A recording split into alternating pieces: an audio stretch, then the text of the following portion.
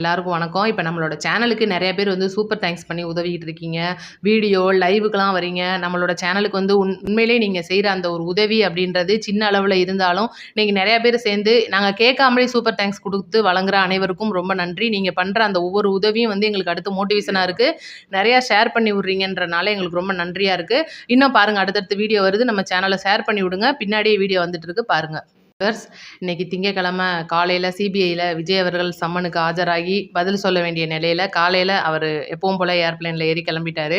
இது எல்லாருக்குமே தெரியும். காலையில் பார்த்தீங்கன்னா கடும் பனிமூட்டம், அதனால கொஞ்சம் லேட்டாக தான் ஏர்பிளைனில் கிளம்புனாங்க அப்படின்றது எல்லாருக்குமே தெரிஞ்ச விஷயம். இன்னைக்கு சிபிஐ அலுவலகத்தில் விஜயிடம் கேட்கப்பட வேண்டிய கேள்விகளும் அவர் குற்றப்பத்திரிகை அப்படின்னு சொல்லி சிபிஐ ஒன்று தாக்கல் பண்ணியிருப்பாங்க. தெரியும் எல்லாருக்கும். அந்த அந்த நடந்த சம்பவத்தில் யார் யாரை எந்தெந்த வகையில் இணைச்சிருக்காங்க அப்படின்ற முழு விவரமும் நம்ம இந்த வீடியோவில் பார்க்க போகிறோம். மறக்காம நம்மளோட சேனலை சப்ஸ்கிரைப் பண்ணி லைக் பண்ணிருங்க.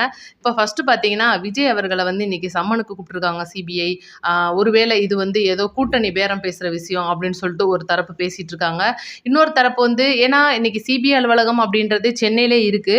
உங்களுக்கு தேவையான விளக்கங்கள் எல்லாமே வந்து நீங்கள் அங்கே இருக்கிற ஒரு சிபிஐ அலுவலகத்திலேயோ எழுத்துப்பூர்வமாகவோ அல்லது வீடியோ பதிவிலோ நீங்கள் விஜய் அவர்கள்ட்ட பதிவு பண்ணி வாங்கியிருக்கலாம். ஆனால் ஏன் டெல்லி கழிச்சு நீங்கள் பேசணும் அப்படின்னு சொல்லிட்டு இன்னொரு தரப்பும் பேசிட்டு இருக்காங்க.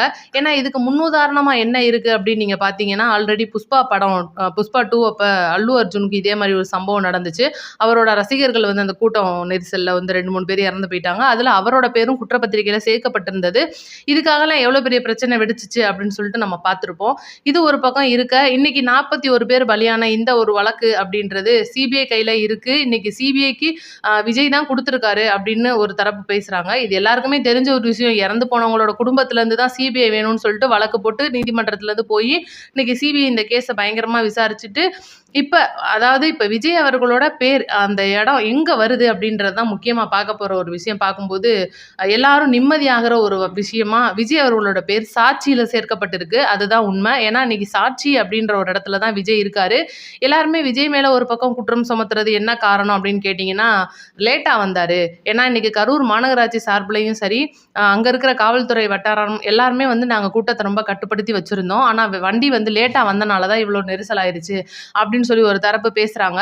ஆனால் இதுக்கு முன்னாடி தமிழக வெற்றி கழகத்தோட அந்த ஒரு பொதுச் செயலாளர், துணை பொதுச் செயலாளர், அங்கே இருக்கிற நிர்வாகிகள்கிட்ட அந்த கரூர் மாவட்ட செயலாளர் இவங்கெல்லாம் வந்து கேட்ட கேள்விக்கு பதில் என்ன சொல்லியிருக்காங்க அப்படின்னா, எங்களுக்கு நாங்கள் கேட்ட பாதுகாப்பு கொடுக்கல, நாங்கள் கேட்ட இடம் எங்களுக்கு கிடைக்கல.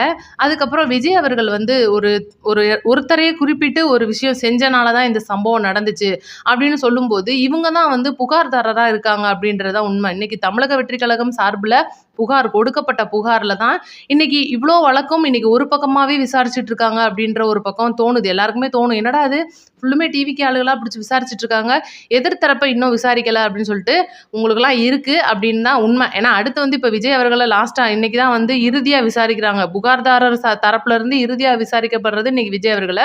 இன்னைக்கு அவர் போகிற அந்த ஒரு பதில் இவ்வளோ நாளாக வந்து எல்லா மேடைகளையும் விஜய் பேசியிருப்பாரு, நம்ம பார்த்துருப்போம். அந்த நடந்த சம்பவத்துக்கு ரொம்ப வருத்தம் தெரிவித்து அவங்க ஃபேமிலிலாம் கூப்பிட்டு ஆறுதல் சொல்லி முடிக்கிற வரைக்கும் கூட எல்லா இடத்துலையும் நம்ம அந்த பேச்சுக்களை கேட்டிருப்போம். ஆனால் இன்னைக்கு சிபிஐ கையில் விஜய் அவர்கள் என்ன சொல்ல போறார் அப்படின்றது இன்னைக்கு சொல்றது வாய் மூலம் மட்டும் சொல்ல கிடையாதுங்க, எழுத்துப்பூர்வமாகவும் எழுத கொடுக்குறாங்க. அது போக அந்த ஒரு வீடியோ பதிவுன்றது ரொம்ப முக்கியமாகவே பார்க்கப்படுது. அந்த வீடியோ பதிவில் இன்னைக்கு விஜய் அவர்கள் வந்து யார் மேலே குற்றம் சாட்டுறாரு, யார் மேலே நாங்கள் சந்தேகப்படுறோம்னு சொல்கிற ஒரு இடம். ஏன்னா இன்னைக்கு அந்த ஒரு பாட்டு ஒன்று பாடினனால தான் இவ்வளோ பெரிய பிரச்சனை வந்துச்சு அப்படின்றபோது உங்களுக்கு ஒட்டுமொத்த அந்த கேள்வியுமே வந்து ஒரு தலையில் போய் விழுகுது. ரெண்டாவது, இன்னைக்கு பாஜகவோட நிர்வாகிகள்லாம் வந்து டெல்லியில் விஜயை சந்திக்கிறாங்க, கூட்டணி பேச்சுவார்த்தைக்கு தான் இன்னைக்கு டெல்லி வரைக்கும் விஜய் போயிருக்காரு அப்படின்னு சொல்லிட்டு ஒரு தரப்பு பயங்கரமாக பேசிட்டு இருக்காங்க. இன்னும் வந்து ஜனநாயகன் படம் வந்து ரிலீஸ் ஆகாமல் இருக்குது, அதுக்கும் வந்து இந்த மேல்முறையீடு உச்ச நீதிமன்றத்திலாம் போகிறாங்க. அப்போ விஜய் அவர்கள் ஓவர் நெருக்கடியில் இருக்காரு, ரொம்ப நெருக்கடி கொடுத்து பேரம் பேசி இன்னைக்கு சிபிஐ பக்கம் இழுக்க பார்க்குறாங்க அப்படின்னு சொல்லிட்டு பயங்கரமாக ஒரு பக்கம் பேசிட்டு இருக்காங்க.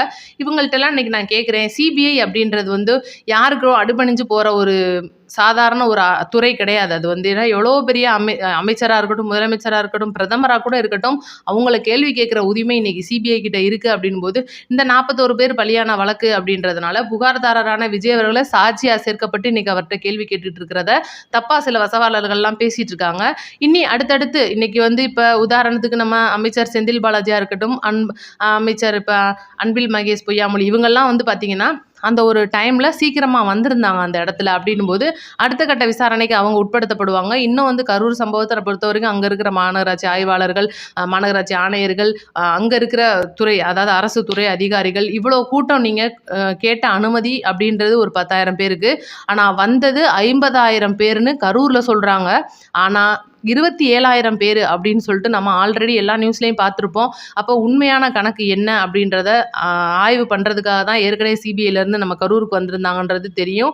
இப்போ இந்த விஷயத்தை பொறுத்த வரைக்கும் இப்போ விஜய் அவர்களுக்கு பாதுகாப்பு வந்து முழுக்க முழுக்க ஒய்பிரிவு பாதுகாப்பு டெல்லியில் கொடுக்கப்பட்டு இன்னைக்கு இப்போ அவர் வந்து ஆல்ரெடி 12 மணிக்கு வந்து விசாரணை தொடங்கிட்டாருங்க. அங்கே உள்ளே போயிட்டாங்க. அதுக்கப்புறம் தான் நம்ம வீடியோ பேசிகிட்டு இருக்கோம். ஆஃபீஸ்க்குள்ளே போயிட்டாரு. அப்படின் போது அவர்கிட்ட இந்த கேள்விகள்லாம் முன்வைக்கிறாங்க. முதலாக விஜய் அவர்கள்ட்ட கேட்கிற கேள்வி என்னன்னு நீங்கள் கேட்டிங்கன்னா, நீங்கள் லேட்டாக வந்ததுக்கான காரணம் என்ன அப்படின்றது தான் முதல் கேள்வி. 2ஆம் கேள்வி என்னன்னு கேட்டிங்கன்னா, உங்களுக்கு அந்த கூட்டத்தில் பேசுறதுக்காகவும் அங்கே இருக்கிற மக்களுக்காகவும் சரியான பாதுகாப்பு இருந்ததா? 3வது கேள்வி, இவ்வளோ கூட்டம் ஆகுது, திடீர்னு ஏதோ ஒரு அசம்பாவிதம் நடந்தால் தப்பிச்சு போகிறதுக்கான வழிகள் நிறையா இருந்ததா அப்படின்னு கேட்குறாங்க. 4வது கேள்வி, உங்களுக்கு இவ்வளோ கூட்டம் இருக்குது அப்படின்னு சொல்லி முன்னாடி இன்ஃபார்ம் பண்ணாங்களா? 5வது கேள்வி அப்படின்னு பார்க்கும்போது உங்களோட அந்த ஒரு அதிகாரிகள், உங்களோட நிர்வாகிகள் அப்படின்றவங்க ஆல்ரெடி அந்த கூட்டத்தில் இருக்கிற மக்களுக்கான தண்ணி தேவைகள், சில உடனடி தேவைகளை பூர்த்தி பண்ணாங்களா? அந்த ஒரு கூட்டத்துக்கு தேவையான ஆம்புலன்ஸ் மருத்துவ உதவிலாம் இருந்துச்சா? அதுக்கப்புறம் கீழே இருந்து உங்களுக்கு குரல் கொடுத்ததுக்கு அப்புறமா நீங்கள் வந்து கீழே இறங்குங்க அப்படின்னு சொன்னதுக்கப்புறம் யாரும் உங்ககிட்ட வந்து பேச்சை தொடராதீங்க அப்படின்னு சொன்னாங்களா? இந்த மாதிரி 10 கேள்விகள் வந்து இப்போ நம்மளுக்கு வெளியில் வந்திருக்கு. இன்னும் அடுத்தடுத்து கேள்விகள். இப்போ இந்த விசாரணை அப்படின்றது இப்போ சிபிஐ பொறுத்த வரைக்கும் இந்த விசாரணை இன்னைக்கு விஜய் ஆஜராயிருக்கார் அப்படின்றது இன்னையோட முடிஞ்சிருமா அப்படின்றது பார்த்தீங்கன்னா கிடையாது. ஏன்னா இன்னைக்கு இப்போ ஆல்ரெடி பார்த்தீங்கன்னா 29, 30, 31 3 தேதியில் வந்து நிர்வாகி நம்ம ஆனந்த் அண்ணன், அர்ஜுனா, சிடிஆர் நிர்மல்குமார் இவங்கெல்லாம் வந்து ஏற்கனவே பேசி முடிச்சிருப்பாங்க. இதுக்கப்புறம் தான் இன்னைக்கு இப்போ விஜய் அவர்கள் ஆஜர் ஆகுறாரு அப்படின்றனால இந்த விசாரணை அப்படின்றது தொடருமா? ஏன்னா அவங்களும் ஆல்ரெடி 2-3 நாள் டெல்லியில் இருந்து தான் பேசிட்டு வந்திருப்பாங்க. அப்படின்போது இன்னைக்கு விஜய் அவர்கள் இந்த ஒரு நாளோட முடிஞ்சிருமா? ஏன்னா இன்னைக்கு ஒரு நாளே விசாரணை 5 மணி நேரத்துக்கு மேலே நீடிக்கும் அப்படின்றது சொல்கிறாங்க. ஒருவேளை இன்னும் அவர்கள் விஜய் அவர்கள்ட்ட இருந்து தெளிவு கேட்கணும், இன்னும் நிறையா கேள்விகள் கேட்கணும், நீங்கள் சொல்கிற கேள்வியில் எங்களுக்கு தெளிவு இல்லை அப்படின்னு சொல்லிட்டாங்கன்னா நாளைக்கு விசாரணை தொடர்றதுக்கான வாய்ப்புகள் நிறையா இருக்குது அப்படின்னு சொல்கிறாங்க. பார்ப்போம் அடுத்தடுத்து கேள்விகள் என்ன கேள்விகள் கேட்குறாங்க.